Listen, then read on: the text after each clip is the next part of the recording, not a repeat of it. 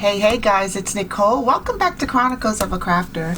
Have you ever wondered, like, how do you get your paper to look like this or this or even this? Basically, I'm going to show you guys how a paper pack is created with just some simple brush strokes. Okay, it's really just like creating your own paper on a small scale, and then you can replicate that over and over and over and over again until you get a 12 by 12 sheet of paper, because that's basically all this is. It's just a 12 by 12 that's been the pattern has been replicated over and over again until it gets to what you see inside your paper pack.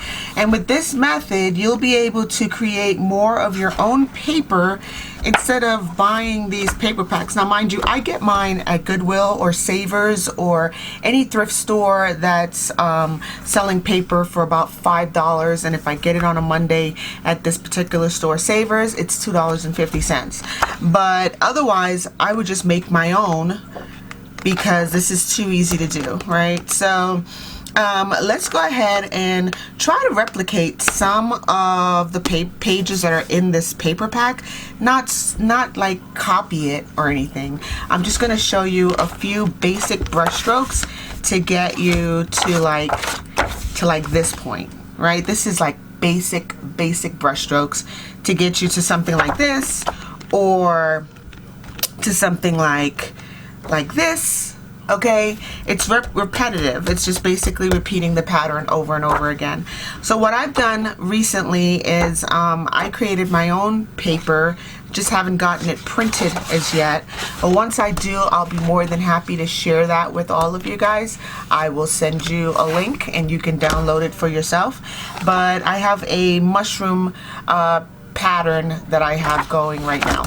So anyway, that's later. Here's how you get started, right? So don't mind the size of this paper right here. This was just I wanted to make this more of a art journal, so that's why my paper is this size, which probably measures, let's see, it measures 4 by 6.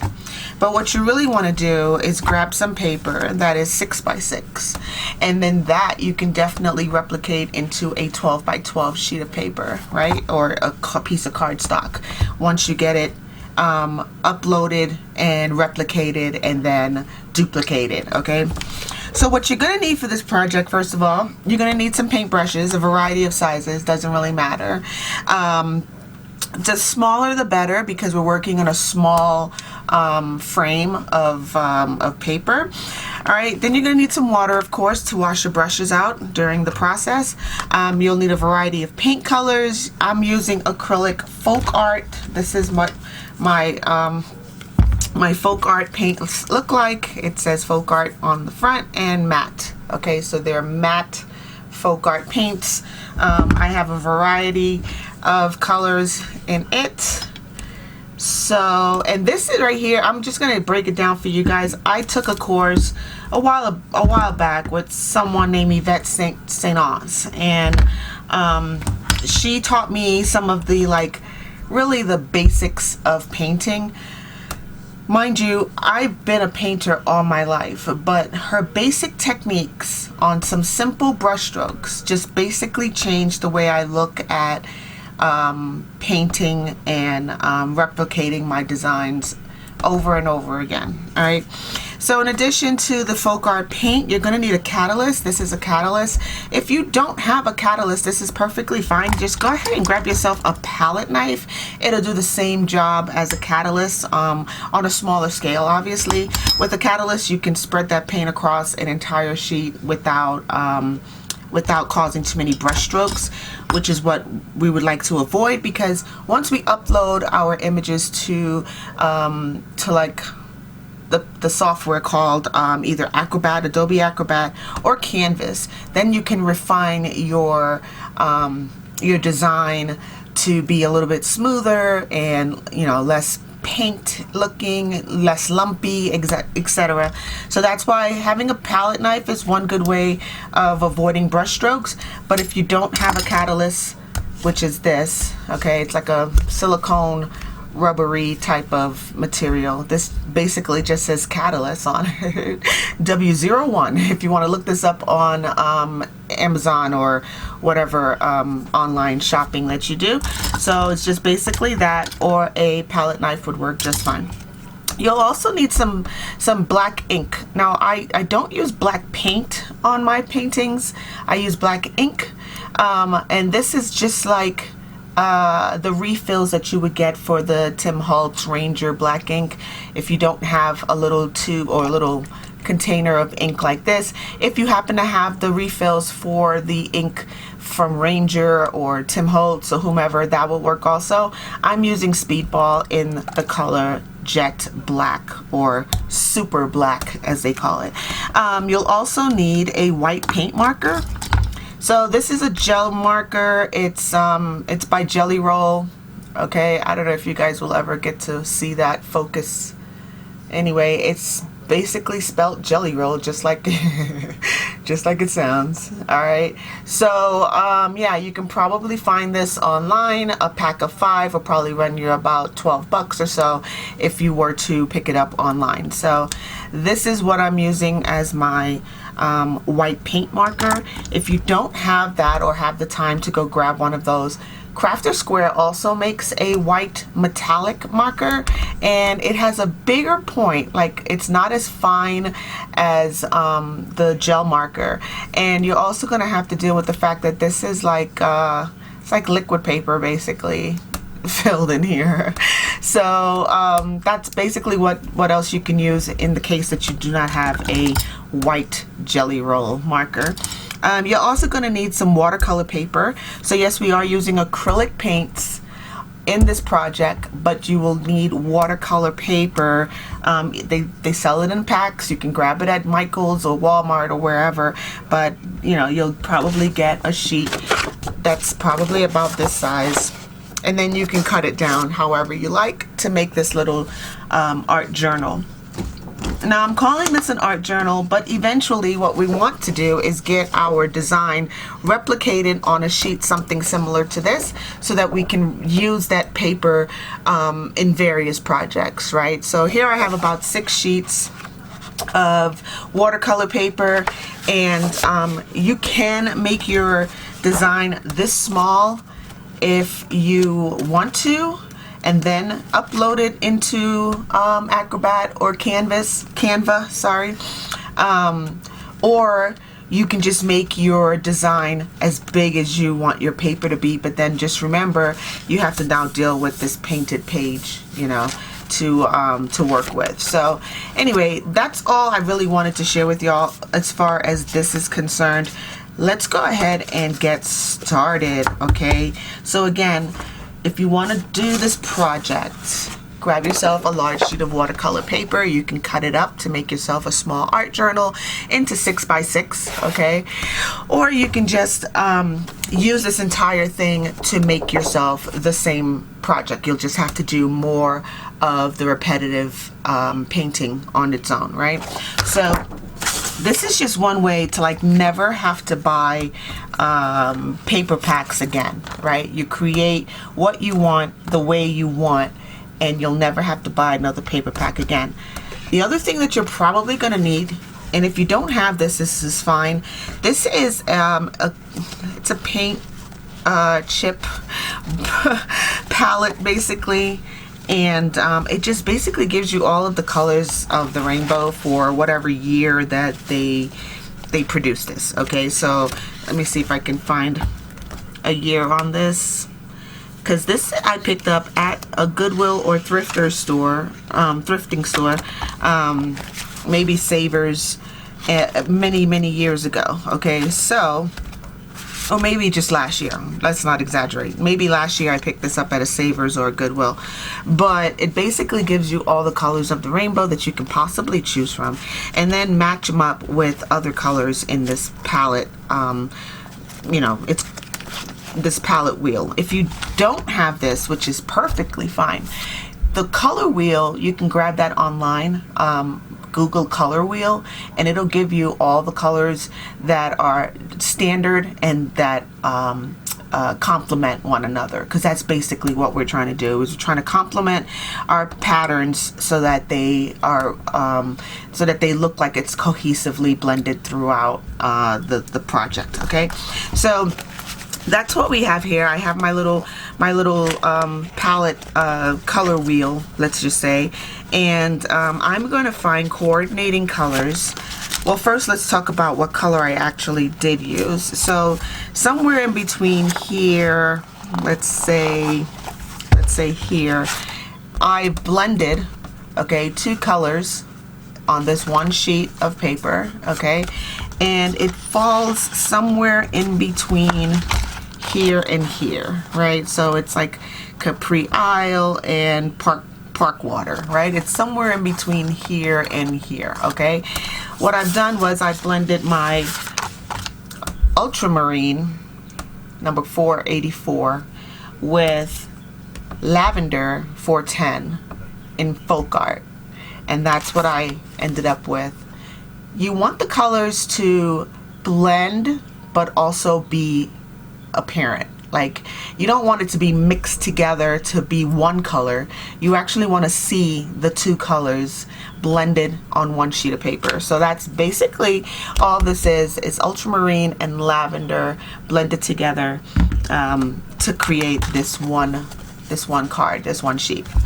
So from here, all you want to do now is like find coordinating colors that go with this ultramarine color that you've created, or this let's call it Capri Isle. I like the sound of that. We'll call it Capri Isle. And then what you want to do is find colors that blend along with it to go onto the opposite side of your paper, right? So when you place these two alongside each other, this is my solid sheet and this will be my my white sheet.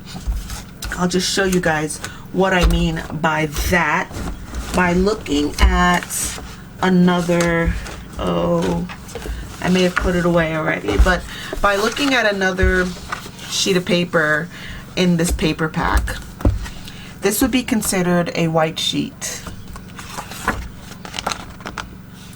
This would be considered a background colored sheet, right? So this took them no time to create, just plop down colors on top of it, and this has a background already before you could even start coloring it, and that's basically what I've done here. Okay, so let's look at another sheet here. Okay, well, not really.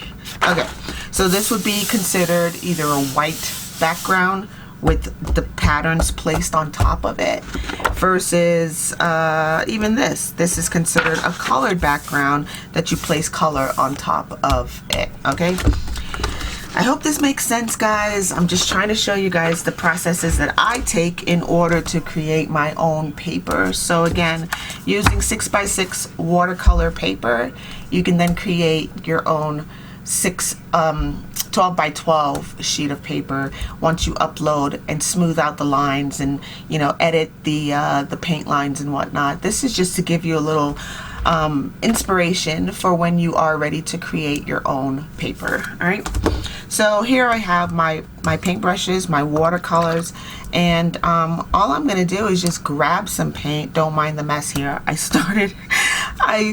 Actually, what did I started doing? I finished off this last one here with the mangoes and this dark background here with, you know, their coordinating colors basically. And prior to that, here I've done something that looks like this. This is a full watermelon versus a sliced watermelon. You know, here are some more coordinating patterns. These are just squiggly lines, guys, and I'm going to show you how to do that. Here are some more coordinating patterns. This is just some small flowers, and these are just some really large leaves. Okay, so they do play off of each other based on the color palette. So if you notice, this has a yellow background but very little yellow spotches in between here that, you know, if to the naked eye you wouldn't have noticed it, but you know, once you add the little coral flowers and then the little green flowers, it all just ties the whole thing together. All right, here's another one with some green foliage as well as some blue and white roses on there. So it's just really a really simple thing to do. See this right here, the patterns kind of like mirror each other. You got circles around the pussy willow, and then you have the circular mosaic pattern on this side. Here's another one. Okay, colors coordinate and it creates a great little coordinating piece. Okay, so that's basically what I've been working on. I took this course with Yvette Saint Laurent a while ago, and I just fell in love with it. So I'm just going to replicate some of the patterns that we can do here on this. You want to find some coordinating colors. I'm going with Vintage Tea Rose on here, and maybe even some Fire Coral. Okay, that'll look good. You don't need a whole lot, you know. And then maybe some teal. Okay, and we will work with these three colors along the way, and I will add some white also to the project just in case we need some white. Okay, so anyway guys, I hope y'all are having a super crafty day, because it's just another stress-free Saturday, right? There's no rhyme or reason for anything that we do anymore on this channel. We just do stuff to keep us happy and busy. So yeah, I'm still out here in Arizona. I'm working my way back to Florida probably next week, I want to say. But after that, I'm going on vacation with my family. So that's a whole nother thing.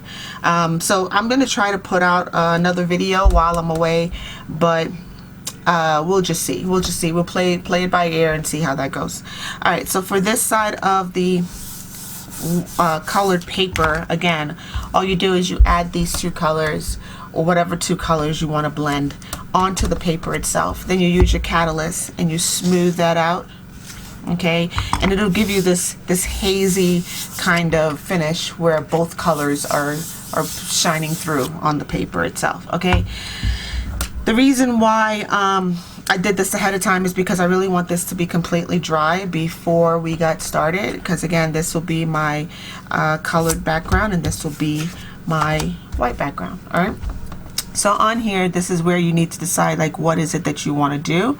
I'm just going to start off really simple. I have a basic number 4 paintbrush right here, and I'm just going to start with some white on my my ultramarine paper, and just make little shapes, little tiny shapes that may or may not look like something. Okay, clusters of little tiny shapes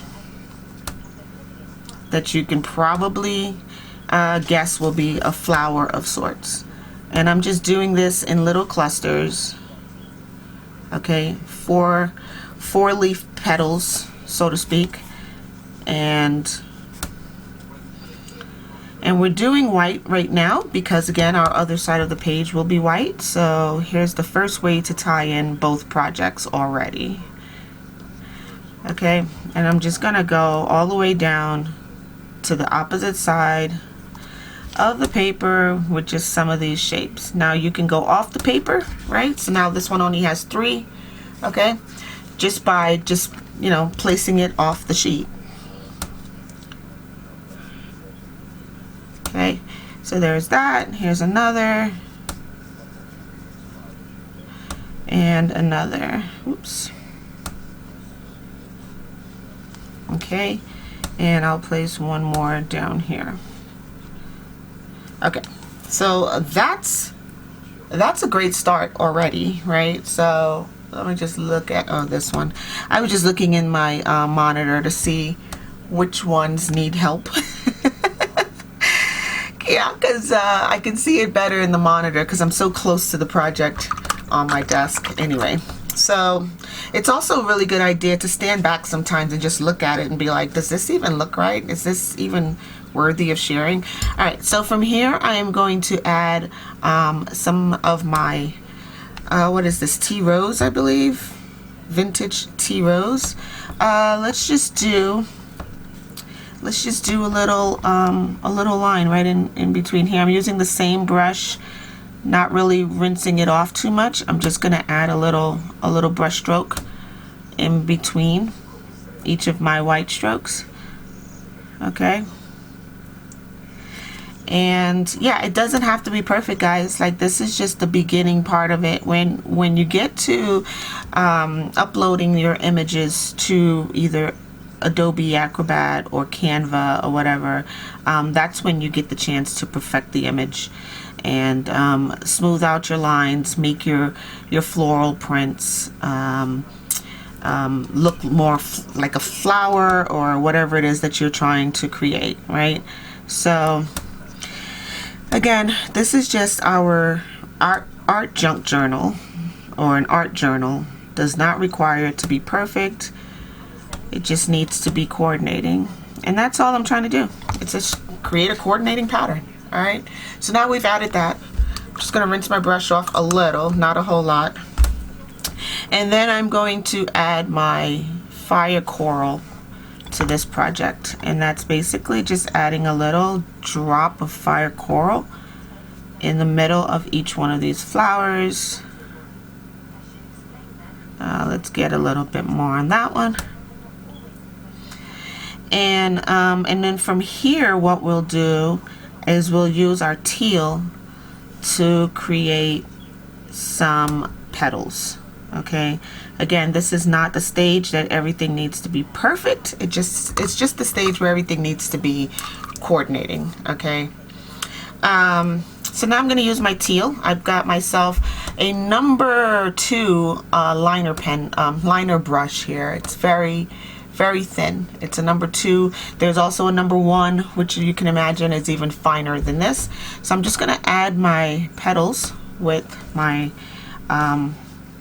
with the color teal, and basically, you know, it's just that simple, and fill it in, right? So here's another, and I use teal instead of green. Obviously, I mean, green would be the color of a petal or a leaf, not a petal, sorry, a leaf or the stem. But this teal just stands out so much better on my ultramarine purple background here. And just fill in your leaves with the color teal. Okay, and this is just like some really basic paint strokes that I'm using. There's no rhyme or reason to any of it. Like, this just popped into my head. So you don't spend too much time worrying about what it looks like or what it's gonna be at the end. You just basically just go with the flow and paint whatever you want. That's what I'm basically saying. Just paint whatever the heck you want. It doesn't matter. But just think about what this is gonna look like when you're done and you have a paper pack or a 12 by 12 sheet of paper with this pretty pattern on it. You can then do tons of different projects, you know. You can add something like this to a junk journal or to a you know, a journaling card, an actual card, a birthday card, right? Just think about what you could possibly do when this whole thing comes together, right? So this is what we've got on this side, and we'll do some more refining to it in just a bit. Here, I'll put another one here. Again, I use my monitor to see like where I need to add something, if something I feel is missing. Okay, so there's that. I'm gonna set this aside to dry, okay, over there in the sun. Now let's look at this one. This is our blank side of the page. So we did florals on the other one. Let's see what we could do with this one on this side using those same colors. All right, I started out with the white and worked my way all the way down to the teal. Let's start with the coral, the fire coral, this one. Okay, this is number 6452 in Folk Art Coral fire coral. And let's see, what can we put on here? I can do something like that. Okay, another something like that. Here's another. Okay, so this will end up being like some really large roses on this side of the page. And then we can do something like that, and it goes off the page, and that's perfectly fine. Okay, so this is what we're looking at doing on this side of the paper, and I used fire coral for that. So here we can just do that on the edges, do that, do another little something here. Of course it goes off the page, and that's fine. And do a little something here, and a little something here. Again, off the page is okay, because it's to look as if it's, you know, a full-size sheet of 12 by 12 paper. None of it's really gonna be perfect. Okay, so while this is drying, all right, I'm gonna go ahead and clean up this mess. We're leaving our 4 colors here. That's the tea rose, the teal, white, and fire coral, just sitting here for a moment. We're not gonna move it out of the way or anything. I'm gonna let this dry, and I'll be back in 2 ticks. All right, guys, so looking at our little scribbles here, okay, we're going to now take our black ink, and I'm using that same script liner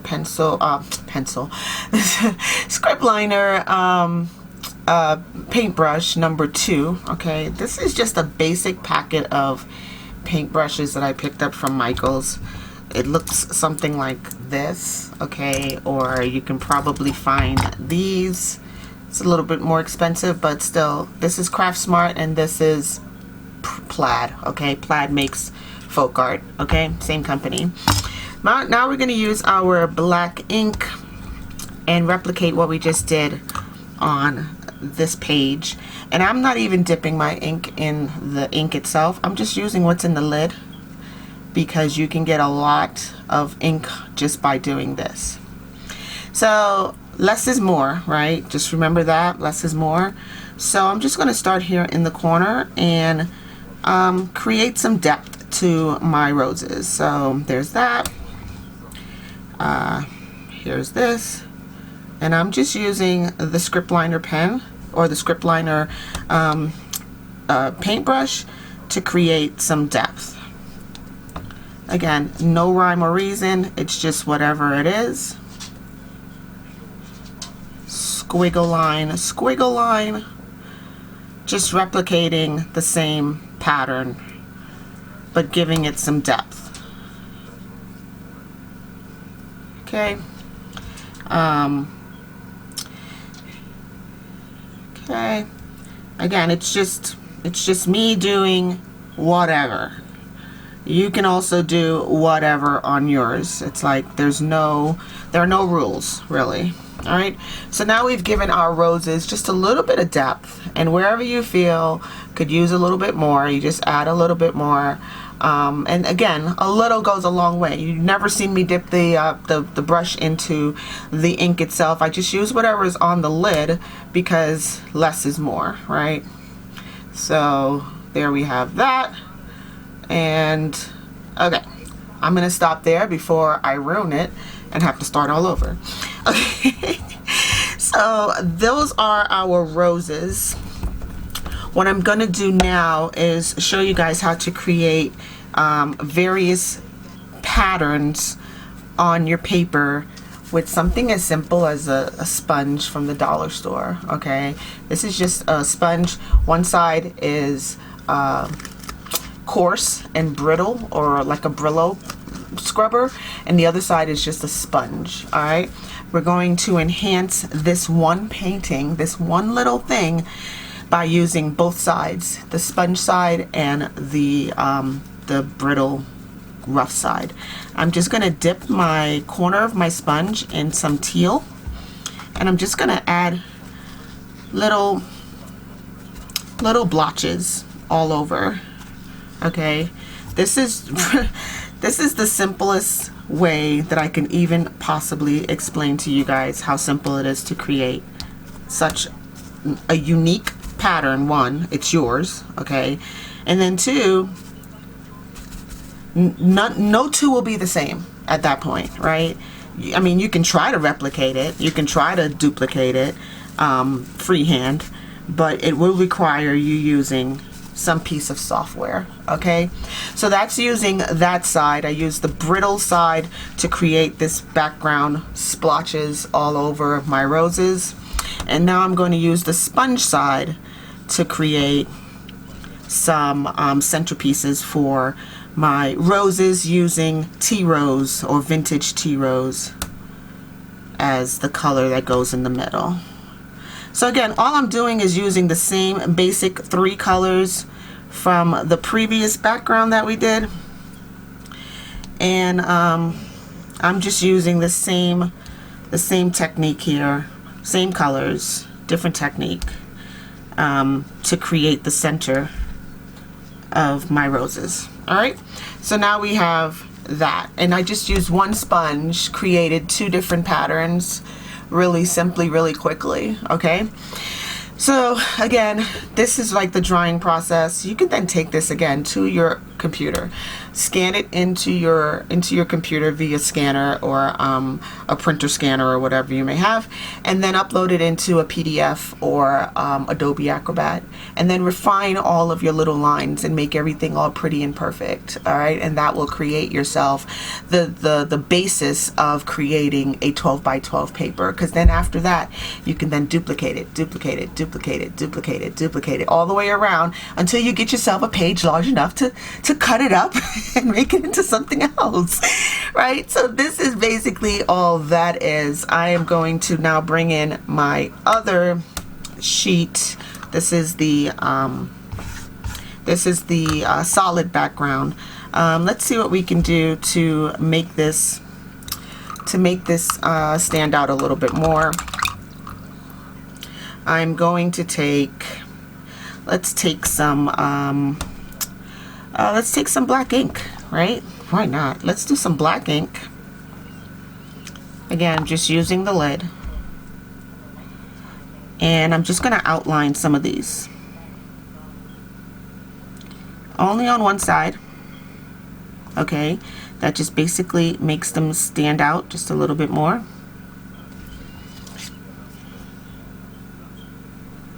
Okay, I hope you guys can see this. I know it's far away, but I'll show you once I'm done. I'll bring it up closer to you.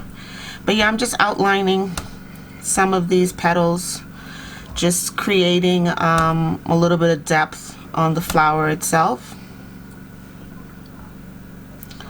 And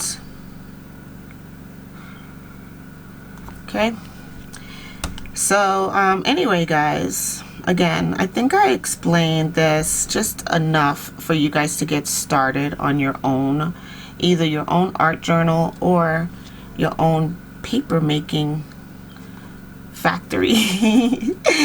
So again, I created some really pretty paper on Canva. It's a mushroom paper, but as soon as I get it duplicated, I will definitely send it out to you guys via email. You can download it, print it off on your own, or I can mail it to you. I can print it and mail it to you if you prefer. Just let me know once I put it out there. All right, so for my leaves here, I'm also going to put a little bit of depth underneath the leaves of each branch, right? So the leaves go right here. There's one under here. There's one here and here, right there. Oh, there's one here and here, here, and there.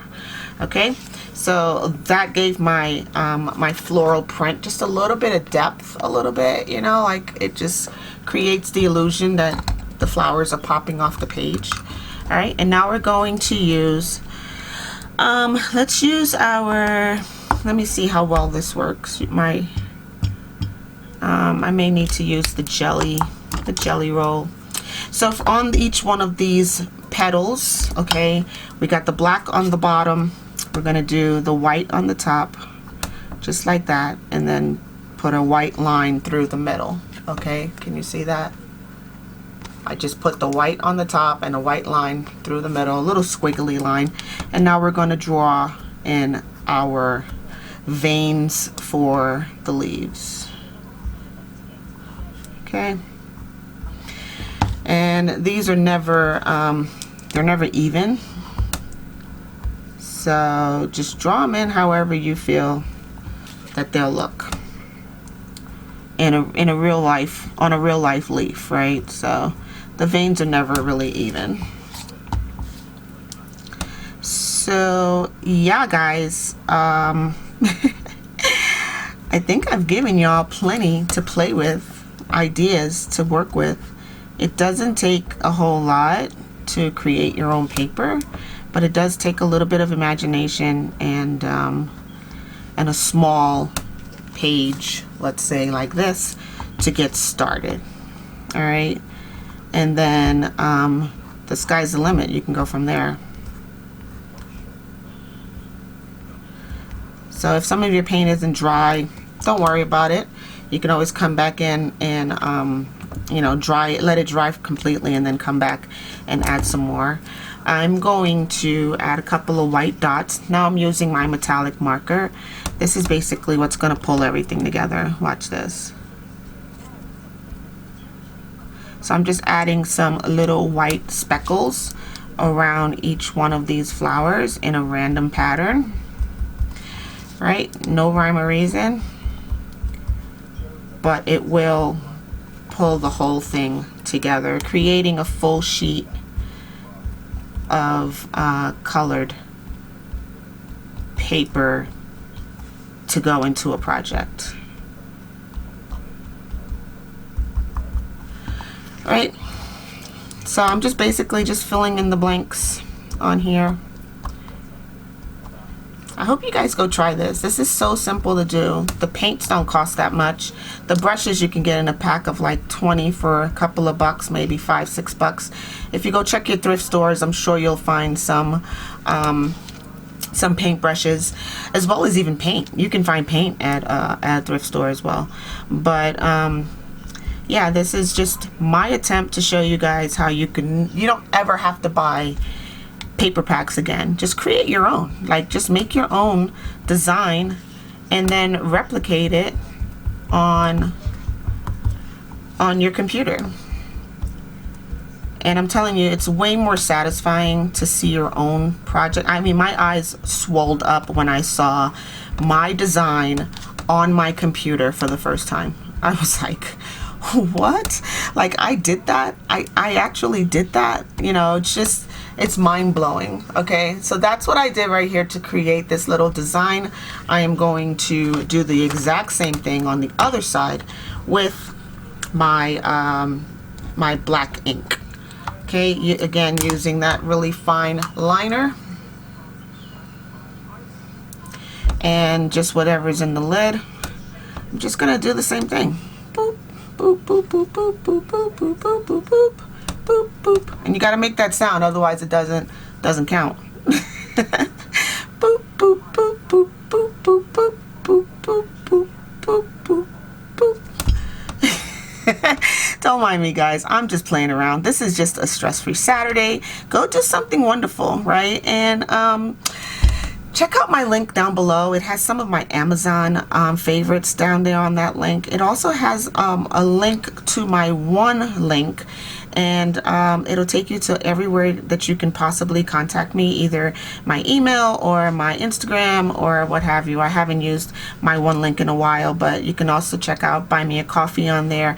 If you like the content on this channel, please feel free to subscribe to Buy Me a Coffee, and don't forget to like these videos with like just a thumbs up. It costs you nothing to just support the channel by liking the videos, right? So try that first.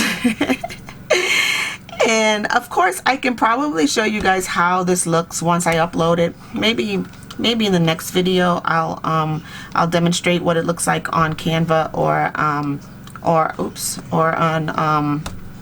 on Adobe Acrobat. But yeah, and if you make a mistake, it doesn't matter. It's yours, right? It's your pattern. Once you upload it, you can fix these little mistakes, these little splotches that you did not expect to happen on there. And again, it's just a matter of adding your little touch to all of it. All right, guys, I'm gonna leave you like right here. I'm just gonna put some ink dots on the center of my roses. Those are the little rose buds in the middle. Okay. All right, and yeah, that's about it. That's it. I'm gonna then take this to my computer, upload it via my scanner, and either make it into a PDF or into a Canva file that I can then use to replicate and duplicate it. All right, so this is what coordinating paper looks like once you attempt the paint method. I mean, you can do any method really. Like, you don't even have to use paintbrushes. If you only have like a sponge or a dauber, if you have one of these guys, right, this would probably make some really cute patterns. Let's just give it a try, right? So I'm just gonna daub it into my let's do it into the fire coral, right? And I'm just gonna daub it like anywhere. Boom, something. Boom, something. It doesn't matter.